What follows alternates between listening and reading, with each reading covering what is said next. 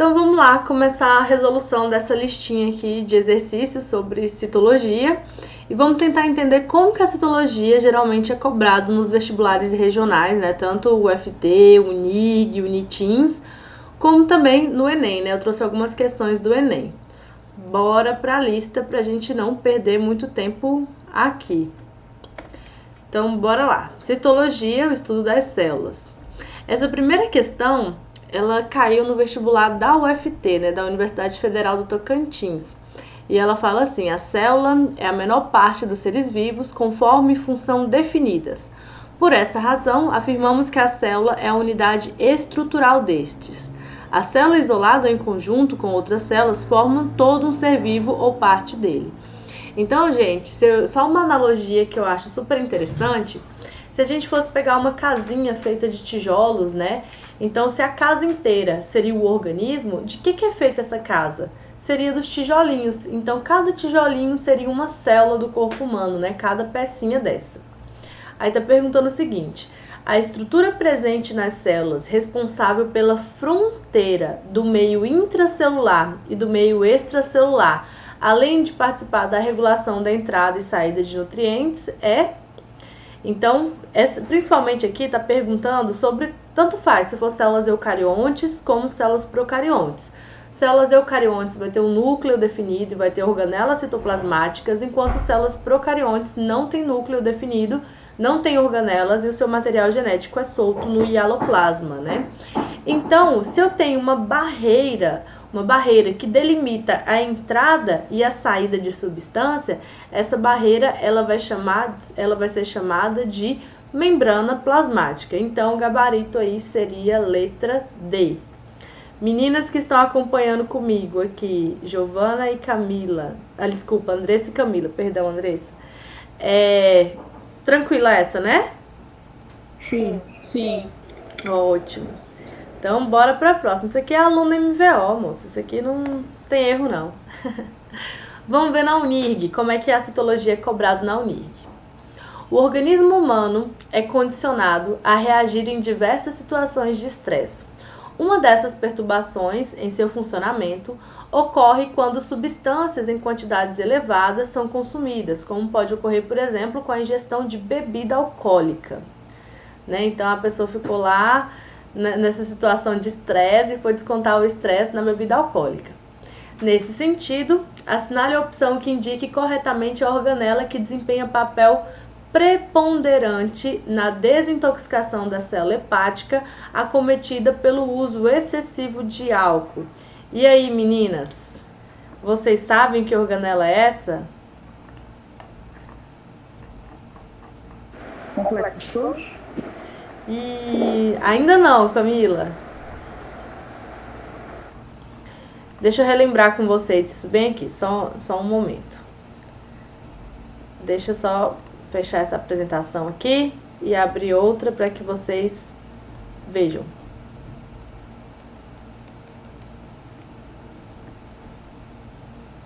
Deixa eu ver aqui. A gente falou que o ser vivo ele vai ter várias organelas membranosas, né, nas células eucariontes. E cada organela dessa é responsável por uma determinada função. A primeira organela que a gente estuda geralmente é aquela que vem mais próxima do núcleo, né? Então a gente vê aqui que a célula eucarionte ela vai ter o ribossomo. O ribossomo ainda não é uma organela, é uma estrutura celular responsável pela fabricação de proteínas. Ela pode estar livre no citosol ou aderido a outras organelas, como por exemplo o retículo endoplasmático rugoso, a mitocôndria, né, em outros lugares. Só que quando a gente começa a estudar de fato a organela, a gente tem que entender a localização dessa organela e a função dela. Então a gente tem aqui, ó, por exemplo, esse que está em roxo que eu estou mostrando para vocês é o núcleo. É o núcleo da célula. Então, se tem núcleo, é lógico que eu estou falando de uma célula eucarionte. É aqui que vai ser armazenado o material genético da célula. Aderido ao núcleo da célula, eu tenho essa minha primeira organela que eu chamo de retículo endoplasmático rugoso, tá? Depois do retículo endoplasmático rugoso, eu tenho o agranuloso ou então liso. Quais são as funções dele? Primeiro, o retículo endoplasmático granuloso, ele é cheio de pontinhos, que significa que são ribossomos. O ribossomo não tem a função de produzir proteínas, então aqui é a mesma coisa. Se aqui eu tenho vários conjuntos de ribossomos juntos, aderido a essa organela, é claro que a função dela também vai ser síntese de proteína. Então, por exemplo, quando a gente está falando de enzimas digestivas, né, produzidas, por exemplo, lá no pâncreas, né, em outros órgãos, que vai ajudar na digestão, eu tenho aquelas células ali cheias de retículo endoplasmático rugoso, que vai então produzir proteínas, né, que são enzimas, que são proteínas especiais. Agora, logo depois do retículo plasmático rugoso, eu vou ter esse liso aqui, que está de rosinha mais claro. O liso não vai ter ribossomos aderido a ele. Só que o que ele vai fazer então? Ele não tem ribossomo, o outro aqui produzia proteínas. No caso do liso, ele vai fazer a síntese de lipídios. Que lipídios são esses? Um exemplo muito importante são os fosfolipídios, que compõem todas as biomembranas celulares, né? A membrana plasmática formada de fosfolipídio, com proteínas inseridas. Também vai fazer a síntese de esteroide. O esteroide é um lipídio que vai ser precursor de todos os nossos hormônios sexuais, como por exemplo a testosterona, o estrógeno, né, o cortisol também, que é o hormônio do estresse, né, também é derivado de um esteroide. Então vai fazer a síntese de lipídio. O retículo endoplasmático liso também vai ter armazenamento de cálcio, então ele consegue armazenar substância, porque toda vez que nossa musculatura, né, vai se movimentar, eu preciso liberar esse cálcio aí. E uma outra função extremamente importante do retículo endoplasmático liso é fazer a desintoxicação celular. Então, células hepáticas, né, célula do fígado, que o fígado é justamente responsável por fazer essa desintoxicação, vai ter muito retículo endoplasmático agranuloso. E ele é responsável por fazer a desintoxicação da célula. Então, por exemplo, se o indivíduo ele toma um álcool, né, se ele começa a ingerir bebida alcoólica, qual é a organela responsável por fazer a desintoxicação daquele indivíduo? Agora vocês podem me responder. Retículo endoplasmático liso. Retículo endoplasmático liso. Então vamos ver se tem essa opção lá na nossa questão? Peraí. Então, ó, se a gente vier aqui, a gente vê que, ó, falando de bebida alcoólica, nesse sentido, assinale a opção que indica corretamente a organela que desempenha papel preponderante na desintoxicação da célula hepática acometida pelo uso excessivo de álcool. Seria o ribossomo? Não, porque o ribossomo faz síntese de proteína. O complexo de Golgi a gente ainda vai ver sobre ele, calma. Retículo endoplasmático liso ou rugoso? Rugoso faz síntese de proteína e seria o liso, então, responsável pela desintoxicação celular. Então, a alternativa correta seria letra C. Entendido sobre isso?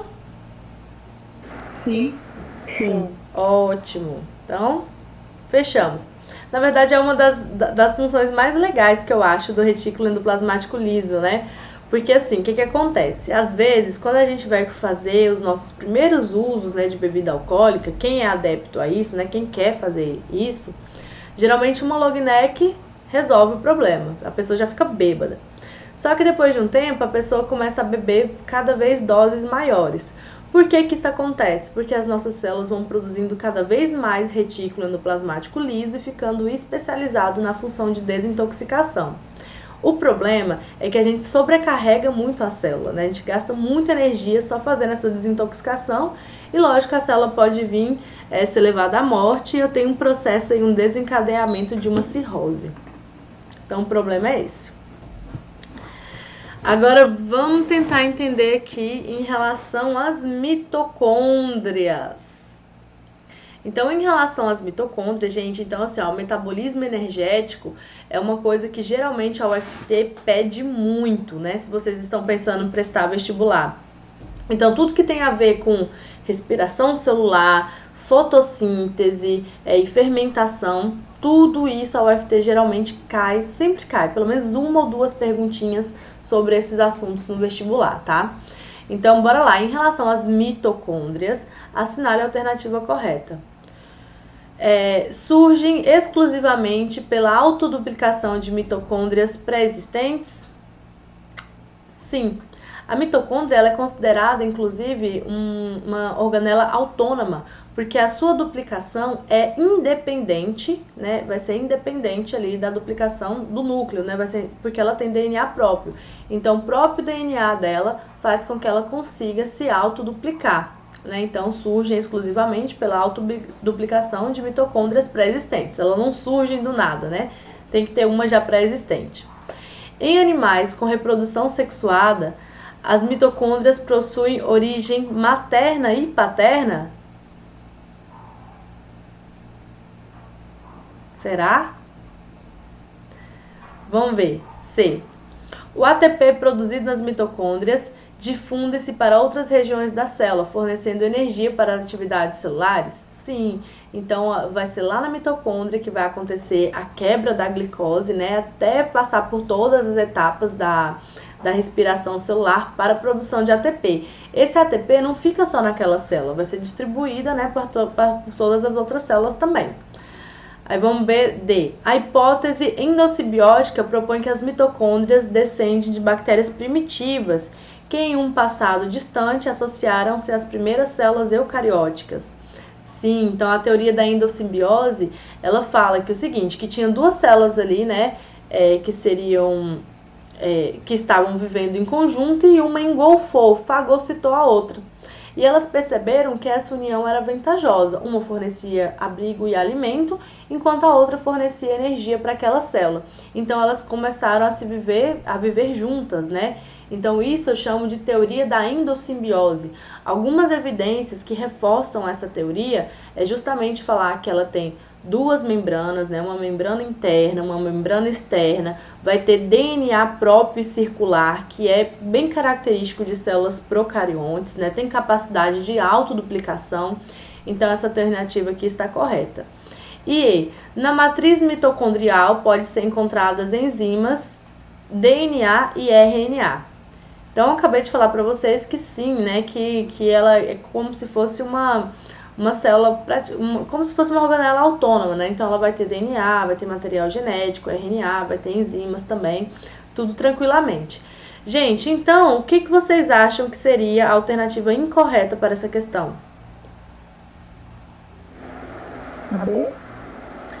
Isso, seria a letra B, só que existe um porém aqui nessa questão, que agora que eu tô observando direito. Essa questão ela é um pouco mais antiga. Tanto é que a UFT, ela só traz aqui até a letra, nos vestibulares mais atuais, ela só traz aqui até a letra D, a letra E ela não traz, tá? E o que sugere? Descobriu-se, né, de forma mais recente, até então, gente, isso é muito utilizado há muito tempo, há muitos e muito tempo, que a mitocôndria só tem origem materna. Então, se você produz energia é por conta da sua origem materna, né? Tem até vários filmes, né, livros, né, as 7 filhas de Evas, falando sobre as mitocôndrias, né, a linhagem das mitocôndrias. No caso da perícia criminal, é muito utilizado as mitocôndrias quando eu quero saber, né, fazer o genótipo parental da mãe, né. Agora, qual que é o problema? Já se descobriu que a mitocôndria ela não é mais apenas materna. Existem atualmente evidências que a mitocôndria ela também pode ser de uma linhagem paterna, tá? Então, hoje, essa questão ela caberia um pouquinho de recurso. Só que a alternativa aqui, de acordo com o que tudo está trazendo, a alternativa incorreta seria a letra B. Conseguiram compreender o que eu disse? Sim. Então, hoje, gente, somente vestibulares desatualizados trazem essas informações desse tipo. Eu acredito que a UFT não é uma delas. Mas se por acaso tiver em algum vestibular esse tipo de informação, a gente entra com recurso e consegue anular a questão. Uma amiga minha, ela fez um concurso dessa forma e tinha essa mesma questão e ela foi lá e conseguiu anular a questão. Aí já é pontinho de graça pra gente. Então, vamos lá. O UFT também. Com relação à reprodução, O genitor ou os genitores transmitem aos descendentes informações sobre as características da espécie. Assim, a transmissão das informações codificadas de geração para geração constitui a hereditariedade. Geralmente, todas as informações para o funcionamento das células eucarióticas, bem como do organismo, estão inscritas nos cromossomos. Quanto aos cromossomos, leia o texto a seguir. O número de cromossomo varia entre as espécies. A gente até falou isso, que geralmente a divisão celular serve para manter a ploidia da espécie, né? A mesma quantidade de cromossomo na espécie. Por exemplo, na espécie humana, há quantos tipos de cromossomos? 23.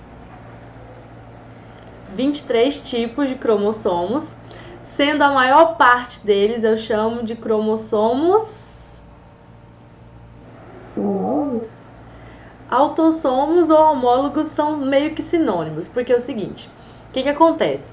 Os autossomos é aqueles que não estão envolvidos na determinação sexual, tá?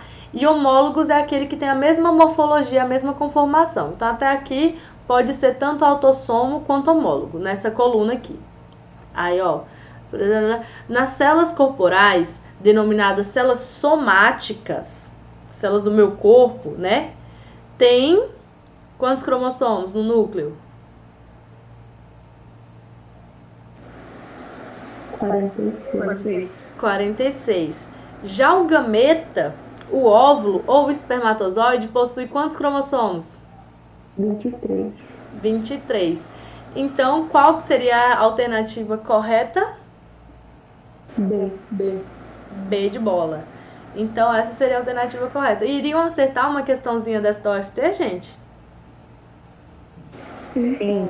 Tranquilaço. Nossa, Aí, ó. Tranquilaço essa aqui. Não dava pra gente errar. Por que eu dei uma enfatização lá naquela questão dos retículos, né? Era justamente para dar base para a gente olhar aqui essa imagem, essa alternativa. Então, se eu não me engano, essa questão caiu esse ano ou foi o ano passado? Aí tá escrito assim, ó. A figura acima representa um tipo de célula pancreática, responsável pela secreção de enzimas que compõem o suco pancreático humano. Analise as afirmativas sobre as características morfofuncionais desse tipo de célula. Aí eu tenho aqui essa célula, como eu falei, eu tenho o retículo, né? Aliás, eu tenho um núcleo, aí eu tenho vários retículos endoplasmáticos rugosos aqui. Como que eu identifico isso? Porque eu tô tendo aqui várias bolinhas, tenho mitocôndrias, aí eu tenho um complexo de Golgi e aqui eu tenho várias coisas, né? No caso seriam as enzimas, sendo secretadas aqui através de bolsas, né? Através de vesículas.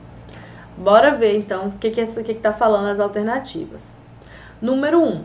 Retículo endoplasmático rugoso na porção basal está relacionado à síntese e transporte de proteínas? O que vocês acham? Acho que não, só síntese. Bora ver a 2. Mitocôndria na porção basal está associada ao transporte passivo de substâncias? Não. Nada a ver, né, gente? Mitocôndria produz energia, como é que ela vai estar relacionada ao transporte ainda passivo da substância? Não, 2 tá errado. 3. Então, pela eliminação aí, a gente já tira 2. 3. Complexo de Golgi se situa entre as organelas de síntese proteica e os grãos de secreção?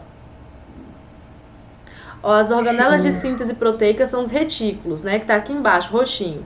Os complexos de Golgi tá aqui em amarelo. E as vesículas de secreção são essas moedinhas aqui que vocês estão vendo. Então, o complexo de Golgi se situa entre as organelas de síntese proteicas e grãos de secreção? Verdadeiro ou falso? Verdadeiro. Verdadeiro. Vão anotando aí, a 3 tá verdadeiro. Aí bora ver que microvilosidades apicais estão associadas com a diminuição da superfície de contato? Não. Pelo contrário, microvilosidades aumentam a superfície de contato. E 4, redução na produção de insulina por esse tipo celular leva a diabetes tipo 1?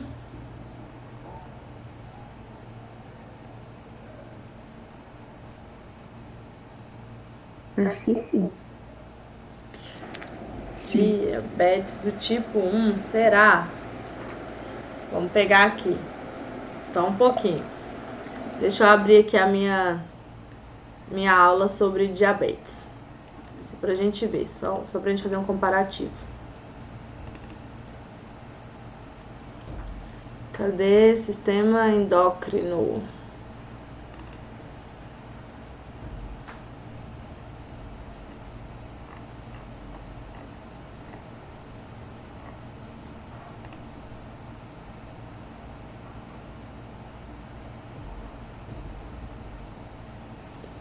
Então, vamos ver aqui o que é uma diabetes do tipo 1 e o que seria uma diabetes do tipo 2.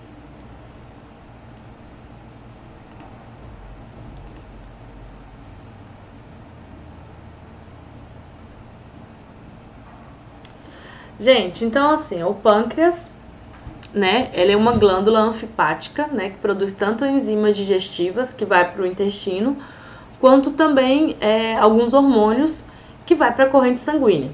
Então tem essas duas funções, por isso que ela é chamada de glândula anfícrina ou então anfipática, né? Beleza. A função da insulina é justamente se ligar às células, que eu tenho aqui um receptor de insulina. A insulina é muito grande, ela tem um peso molecular grande demais, então ela não entra com facilidade dentro da célula. Então eu preciso de uma chavinha, que no caso seria a insulina, essa chave abre a portinha para a glicose entrar. Beleza. Agora, pessoas que têm problema na produção ou no receptor dessa insulina, elas podem desenvolver diabetes. Então vai ter uma dificuldade da glicose entrar dentro das células dessas pessoas e, consequentemente, eu fico com a minha produção de energia comprometida. Então, eu tenho aqui diabetes mellitus, né? Eu tenho tipo 1, geralmente jovens por volta dos 12 anos, tem problema na produção de insulina, e aí, então, ela vai ter problema na produção de insulina. Então, diabetes mellitus tipo 1, problema na produção de insulina, e aí esses jovens geralmente têm necessidade de injeção diárias. Agora, diabetes mellitus do tipo 2, pessoas com mais de 30 anos, problemas nos receptores de insulina. Então, os receptores estão gastos, né? Então, ao invés da insulina se encaixar corretamente, ela vai ter um desgaste ali. Bora para a nossa questão, para ver se ajudou ou piorou a situação nossa.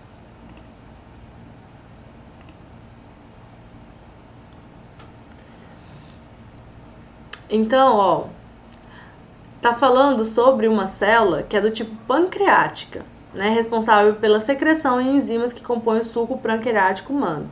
Então, redução na produção de insulina por esse tipo celular leva a diabetes do tipo 1. E aí, concordam ainda ou muda? Concordo. Então, qual seria a resposta correta aqui? C? C, A3 e A4 foi o que a gente encontrou como alternativas corretas. Não foi isso? Sim. A 3 é a 5, né, professor? A3 e A5, perdão. Nossa, sim, Perdão, 3 e 5. Gente, então é isso, né? Eu achei o nível dessa questão um pouquinho difícil, porque a gente tinha que olhar a organela, interpretar, saber o que é diabetes do tipo 1, né? Para tentar resolver esse tipo de questão. O que vocês acharam dela? Fácil ou difícil? médio. Médio? Que bom, Giovana. Andressa, perdão. É porque eu não tô lendo o nome de vocês agora. Tá, essa aqui caiu esse ano. Essa aqui eu tenho certeza que caiu foi esse ano mesmo. Então, bora lá. A figura a seguir é uma representação esquemática das 4 fases da mitose, reproduzida a partir dos desenhos publicados em 1882 pelo citologista alemão Walter Fleming, né, pioneiro na pesquisa da mitose. De acordo com a figura, assinale a alternativa que apresenta a sequência correta das fases da mitose. Então, lembrando que a mitose ela serve para crescimento, para regeneração de tecidos, ela serve para quando eu estou falando de câncer, por células tronco, né? Então, tudo isso é mitose. Todo tipo de divisão celular que não é para reprodução sexual, que não é para produção de gametas, de células sexuais, eu chamo de mitose, tá? Agora, aquelas que são direcionadas para a reprodução sexual, eu chamo de meiose. No caso da mitose, eu tenho 4 fases principais: prófase, metáfase, anáfase e telófase. Sendo que o que acontece na prófase? Na prófase, a cromatina ela ainda tá desenrolada, né? Ela ainda começa, é uma fase que está começando a espiralizar os cromossomos, a carioteca ela se desintegra, né? Então os centrossomos eles começam a duplicar, as fibras do fuso, né? Começam a ir para lados opostos da célula. É isso que acontece na prófase. Na metáfase, os cromossomos ficam localizados na metade da célula. E é aquele lugar melhor para me visualizar esses cromossomos, tá? Metáfase, formando a placa equatorial. Agora, na anáfase, eu tenho a separação, eu tenho separação dos 2 conjuntos cromossômicos, né? Das cromátides irmãs aí. Na telófase, vai acontecer tudo ao contrário do que aconteceu na prófase. Então, eu tenho a carioteca ressurgindo, né, um processo que eu chamo de cariocinese, e eu também vou ter a citocinese, que é a separação em 2 células. Então, tá mostrando aí nessa figura todas essas partes: prófase, metáfase, anáfase e telófase. Conseguem identificar? Por exemplo, a prófase, o que parecem para vocês aí? Qual é o número da prófase? 3. 3, ó, os cromossomos ainda tá solto. Metáfase, onde que tá na metade? 2. No 2. Anáfase, separação das cromátides irmãs. 1. 1. E finalmente a telófase, 4. Por quê, gente? Que, ó, vocês estão vendo, ó, se vocês repararem muito bem aqui, o conjunto cromossômico, eles já estão bem divididos, já estão bem realmente separados. Alguns alunos tiveram a confusão de interpretar, de confundir, por exemplo, a anáfase com a telófase. Só que se você olhasse direitinho aqui, ó, o citoplasma dessas células, vocês estão vendo que ela está bem mais se dividindo do que essa do número 1 aqui. Então, qual que é a alternativa correta? B de bola, né? Isso. Exatamente. Então, bora aqui para essa questão. Essa questão aqui é da Unitins. Fala assim: em uma célula vegetal clássica, há diversas organelas que exercem distintas funções, das quais é possível destacar mitocôndrias e cloroplastos, ambas com função de produção de energia. Com base nessa assertiva, julgue as seguintes informações. Aí, bora lá, falando sobre cloroplasto e mitocôndria. Número 1. Ambas as organelas são separadas do citosol por uma dupla membrana, interna e externa, e podem ser consideradas como organelas autônomas.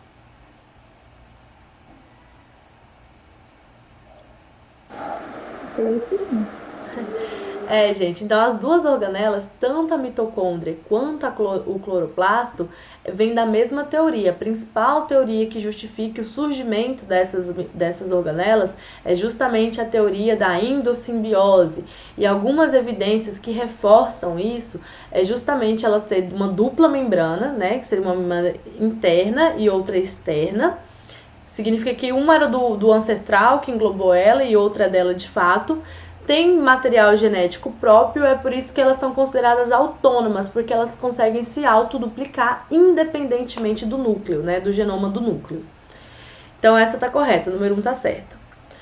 2. As mitocôndrias são sítios celulares de respiração, onde a energia liberada pelo açúcar é utilizada na síntese de ADP, adenosina de fosfato. E essa? Acho que sim. Sim. Mas a nossa moedinha energética não seria o ATP? ATP, né? O ATP, né? O ATP. Aí quando o ATP doa energia, ele doa um grupo, que é a adenosina trifosfato, né? São 3 fosfatos. Aí quando o ADP doa um grupo fosfato, aí ele se transforma em ADP. Então não, a nossa energia de fato é o ATP. Então essa aqui não seria correta. 3. Os cloroplastos pertencem ao grupo dos plastídeos, que possuem membranas ricas em glicosilglicerídeos. Também contém clorofila e outras moléculas que são os sítios da fotossíntese. E essa, lá no cloroplasto a gente tem clorofila, é formado por membranas, pertence ao grupo dos plastídeos. O que vocês falaram? Sim. Sim, né? E 4. Os cloroplastos apresentam um terceiro sistema de membrana denominado de tilacoides, aqueles tilacoides formando um grânulo. Tilacoides, aquelas moedinhas lá, ó, do cloroplasto. Sim. Sim. Então, para nossas alternativas aqui, deu 1, 3 e 4, é isso? Isso. Será que tem esse gabarito aqui? Então, a resposta correta é C. 1, 3 e 4 são as verdadeiras. Tudo certo, gente? Ou ficou com dúvida aqui alguém? Tudo certo. Então, bora lá. Essa aqui vocês me ajudem, meninas. Me concentram junto comigo, porque eu respondi ela já faz tempo e eu não lembro da resposta dela. Vamos ver aqui. Unitins. Os plastídeos são organelas encontradas exclusivamente nas células vegetais.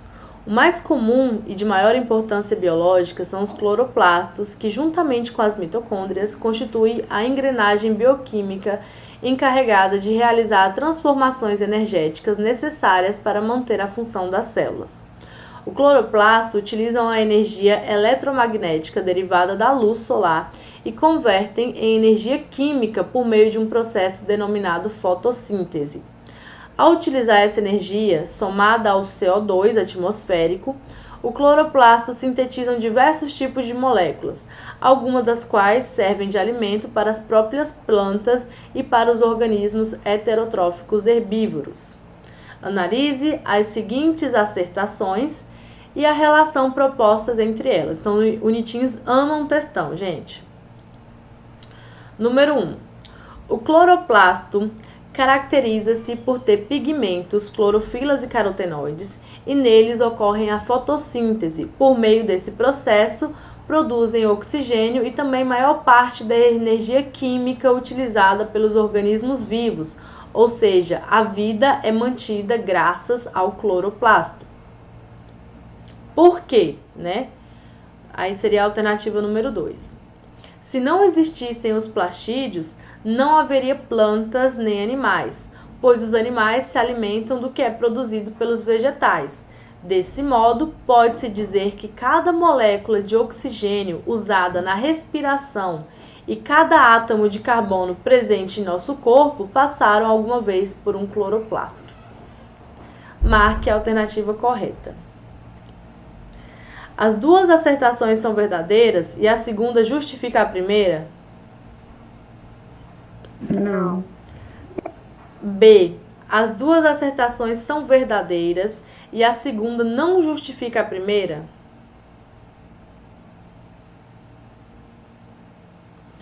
Vamos ver a C. A primeira assertação é verdadeira e a segunda é falsa? D. A primeira assertação é falsa e a segunda é verdadeira?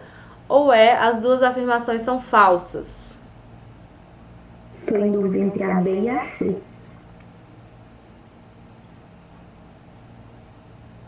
Estou achando que é a B.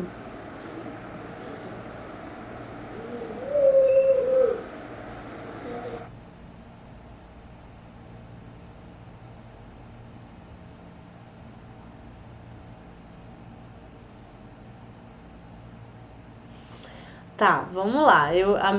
O que eu tô achando é diferente do que vocês estão achando. Gente, ó. Seguinte. Vamos lembrar que um dos processos mais importantes que acontece na natureza é a fotossíntese. Por quê? Porque, olha, antes, lá no surgimento da vida, né, vieram as algas primeiros. E aí vieram, então, as plantas fotossintetizantes. E essas plantas, elas vão possuir plastídeos, né, que são os cloroplastos. Lá no cloroplasto eu tenho um pigmento, né, que esse pigmento são proteicos que eu chamo de clorofila ou carotenoides. Bom, nesse plastídeo há um processo chamado de fotossíntese, né, com a ajuda da clorofila, onde eu absorvo a energia luminosa, capturo o CO2 presente na atmosfera e devolvo ao mesmo tempo o oxigênio, né, e também eu vou produzir amido, né, carboidrato, né, nas plantas.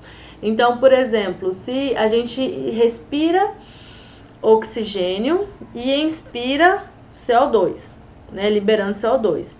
Agora a planta ao contrário, a planta ela precisa desse CO2, ela precisa de água para devolver para a gente o oxigênio. Agora, ela também forma amido, né, ela também vai formar carboidrato. Muito desses carboidratos é presente, ela mesma utiliza para o seu próprio metabolismo, de reserva ali e tudo mais. Agora, os outros carboidratos também são utilizados por animais herbívoros. Se a gente falar, por exemplo, aí, se a gente lembrar da cadeia alimentar, a gente tem os produtores, que são as plantas, né? As plantas são os produtores. Quem se alimenta das plantas é justamente os consumidores primários, que são os herbívoros. E quem se alimenta dos consumidores primários são os secundários, que já são carnívoros, e assim sucessivamente. Olha, então, a primeira alternativa está falando justamente assim, ó, os cloroplastos caracterizam-se por ter pigmentos e nele ocorre fotossíntese. Por meio desse processo, produzem oxigênio e também maior parte da energia química utilizada pelos organismos vivos. Ou seja, a vida é mantida graças aos cloroplastos. Eu estou entendendo a energia química aqui quando ele fala sobre síntese de amido, né? De glicose, enfim, de carboidrato. Por quê? Se não existissem os plastídeos, não haveria plantas nem animais, pois os animais se alimentam do que é produzido pelos vegetais. Desse modo, pode-se dizer que cada molécula de oxigênio utilizada na respiração e cada átomo de carbono presente em nossos corpos passaram alguma vez por um cloroplasto. E aí, gente, mantenha isso ajudou? Todas as informações que eu dei aqui para vocês foi útil para tirar alguma dúvida ou vocês mantêm nas suas alternativas? Iria na água. E a Camila? Também. Ó, pela lógica que eu falei para vocês, pela argumentação que eu trouxe, a minha resposta aqui seria A. Só que eu não lembro do gabarito dela agora. Então eu vou ver já para vocês, depois que eu encerrar isso aqui, mas eu fico com a letra A. Tudo bem? Tudo. Então, beleza. Eu tenho um gabarito aqui, só que até eu abrir a prova, achar o gabarito vai enrolar um pouquinho. Então eu vou passar para diante. Mas por enquanto a gente fica aqui com a letra A. Mas olha a dificuldade desse raciocínio, né? Eu acho a prova da Uniteens difícil. Por quê? Porque olha só o textão que ele trouxe aqui pra gente ler e tudo mais, falando de CO2 atmosférico, explicando o processo de fotossíntese. Depois dava uma primeira afirmativa, por que a segunda afirmativa, e com isso a gente tinha que fazer todo esse raciocínio que eu expliquei para vocês aqui, lembrando da fotossíntese, lembrando de respiração celular e lembrando de cadeia alimentar para chegar na resposta dessa questão. Então, assim, na minha análise, eu considero como uma questão difícil e não uma questão fácil. Sobre citologia, né, células vegetais aqui. E também, né, entra no metabolismo energético. Bom, então bora para essa outra aqui, essa do Enem 2020, né? Vamos lá. Na tentativa de explicar o processo evolutivo dos seres humanos, em 1981, Lynn Margulis propôs a teoria endossimbiótica, após ter observado que duas organelas celulares se assemelhavam a bactérias em tamanho, forma, genética e bioquímica. Acreditava-se que tais organelas são descendentes de organismos procariontes, que foram capturados por alguma célula vivendo em simbiose. Tais organelas são as mitocôndrias e os cloroplastos, que podem se multiplicar dentro da célula. A multiplicação dessa organela deve-se ao fato de apresentarem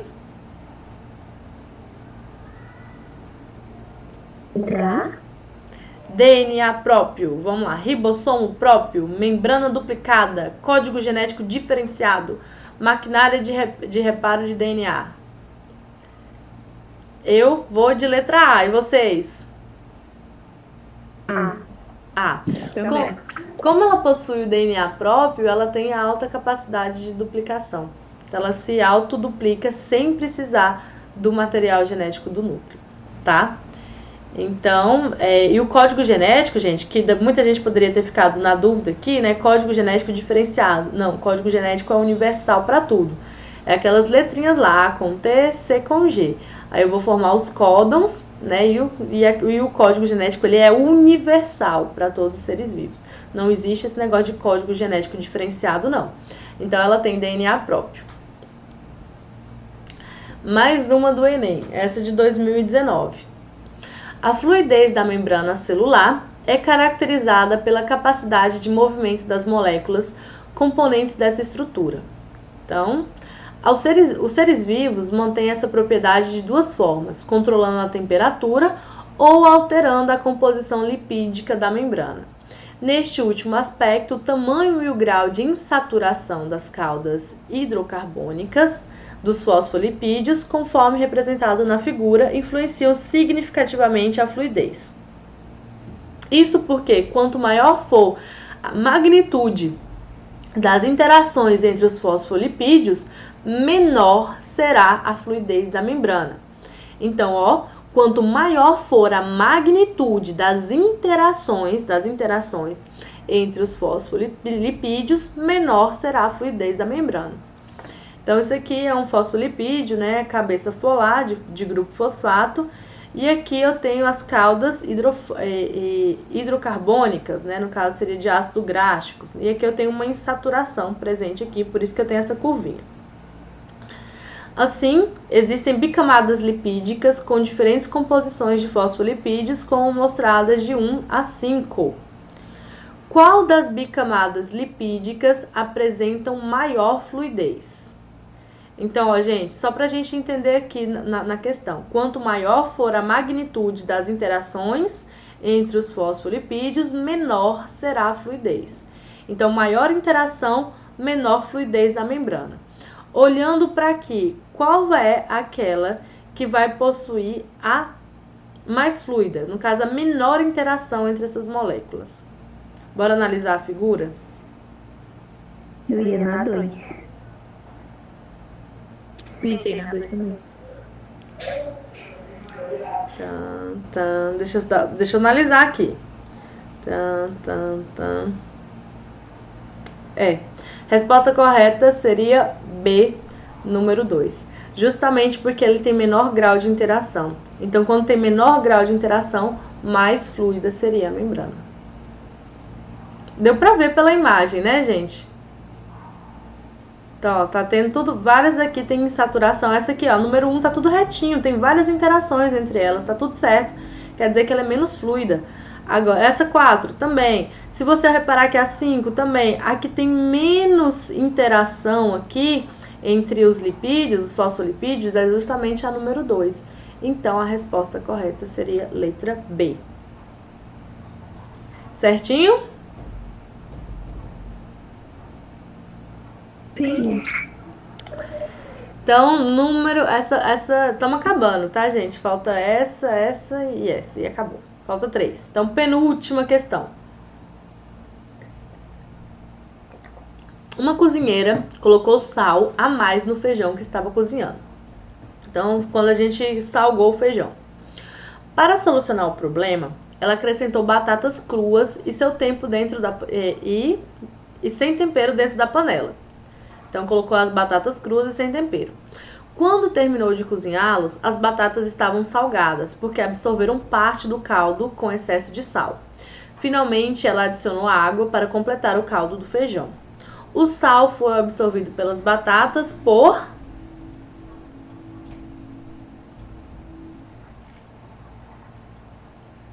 Letra osmose. Ó, então...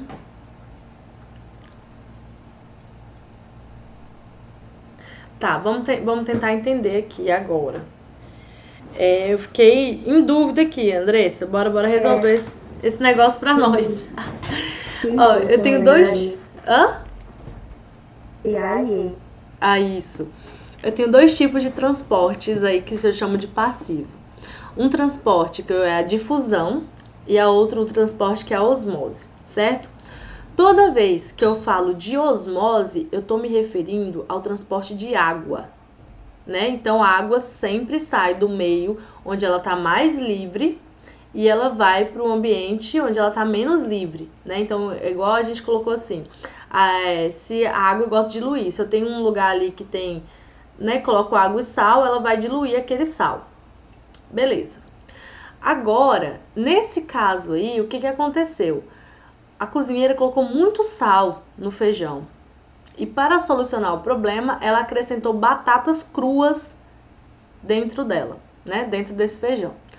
Quando terminou de cozinhar, as batatas estavam salgadas. Então, o que aconteceu? Foi a água que saiu de dentro da batata ou foi o sal que entrou dentro da batata? Sal que entrou na batata. Então, eu tô falando de difusão ou de osmose? Difusão. Difusão. Então, difusão porque o transporte ocorreu a favor do gradiente de concentração. Por que é a favor? Porque ele saiu do meio onde estava mais concentrado de soluto e foi para o meio onde estava menos concentrado de soluto. No caso, a batata, lá dentro da batata, tinha menos soluto do que o meio onde ela estava. Então, a passagem de soluto eu chamo de difusão. Deu certo o entendimento, meninas? Deu, professor? Sim. Ótimo. Mas essa é aquela que a gente quase cai, né? Verdade. Vamos penúltima agora, né? Vamos lá, Enem 2018. O nível metabólico de uma célula pode ser determinado pela taxa de síntese de RNAs e proteínas, processos dependentes de energia. Essa diferença na taxa de síntese de biomoléculas é refletida na abundância e características morfológicas dos componentes celulares. Em uma empresa de produção de hormônios proteicos, por exemplo, pode ser a insulina, a partir do cultivo de células animais, um pesquisador deseja selecionar uma linhagem com metabolismo de síntese mais elevado dentre as 5 esquematizadas na figura. Então, gente, quem é que faz síntese de proteína? Qual é a nossa organela responsável pela síntese de proteína? Retículo endoplasmático rugoso. Rugoso. Falei para vocês que ele tá ali perto do núcleo, né? Ele tá indicado aqui, essa aqui é a legenda, né? Então aqui é o retículo endoplasmático rugoso. Dentre essas imagens aqui, qual é aquela que vai produzir mais proteínas? Qual é a linhagem que vai ser escolhida pelo pesquisador?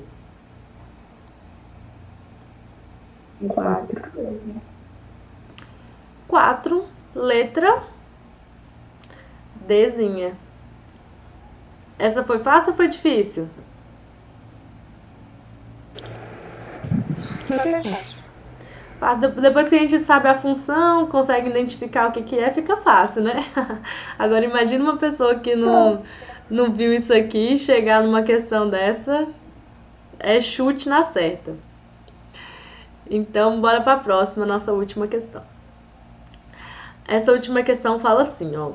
A membrana plasmática, também denominada de membrana celular ou plasmalema, é a estrutura que delimita todas as células vivas, tanto as procariontes como as eucarióticas.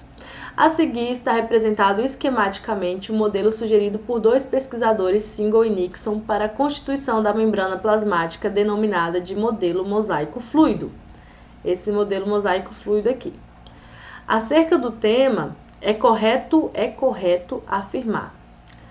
A membrana celular apresenta três funções principais: revestimento, proteção e permeabilidade seletiva. Na face externa da membrana celular plasmática dos animais, encontramos o glicocálice, que, entre outras funções, é responsável pelo reconhecimento celular, sendo por isso de grande importância em transplantes. E aí, verdadeiro ou falso? Verdadeira. Vamos ver se... Bora ver se vai ter outra mais verdadeira do que essa. Por enquanto a gente já deixa a aí certinha, né? Vamos ver a B. Segundo o modelo mosaico fluido, a membrana celular é formada basicamente por uma bicamada lipídica e por proteínas. A bicamada lipídica é constituída por fosfolipídio, colesterol e glicolipídios. Os fosfolipídios são lipídios mais abundantes, constituintes de caudas polares hidrofílicas e por ácidos gráficos, cabeça apolar hidrofóbica. Verdadeiro ou falso?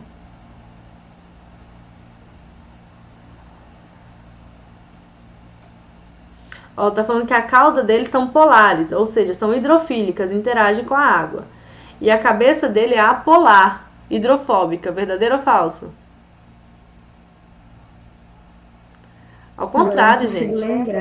Ao contrário, o fosfolipídio, a cabecinha dele aqui, interage com a água, é hidrofílico. Agora, a cauda é de lipídios, a cauda não passa, não interage com a água, não.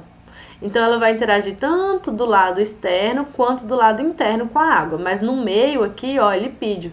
Não passa água aqui, não. Por isso que eu tenho a membrana sendo formada. Tá bom? Entenderam? Sim. C.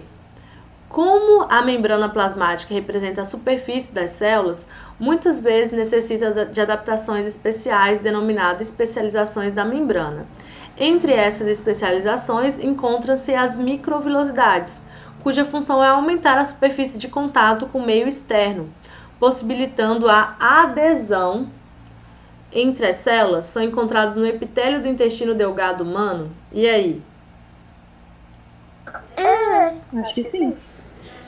Olha, é correto até um certo ponto. Microvilosidades, sim, e é encontrado no intestino humano. Serve para absorver. Só que a adesão é para aumentar uma célula em contato com a outra. Então, a adesão é um outro tipo de especialização de membrana plasmática. Então, essa tá errada só por conta dessa palavrinha chamada de adesão.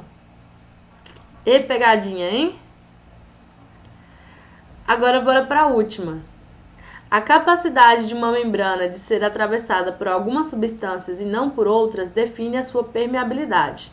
A passagem de substâncias através das membranas celulares envolve vários mecanismos, como o transporte ativo, onde algumas substâncias podem atravessar a membrana plasmática de forma espontânea, sem gasto de energia, e o transporte passivo, onde ocorre gasto de energia, ATP. Essa tá certa?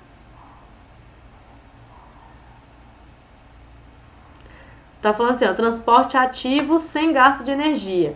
E transporte ativo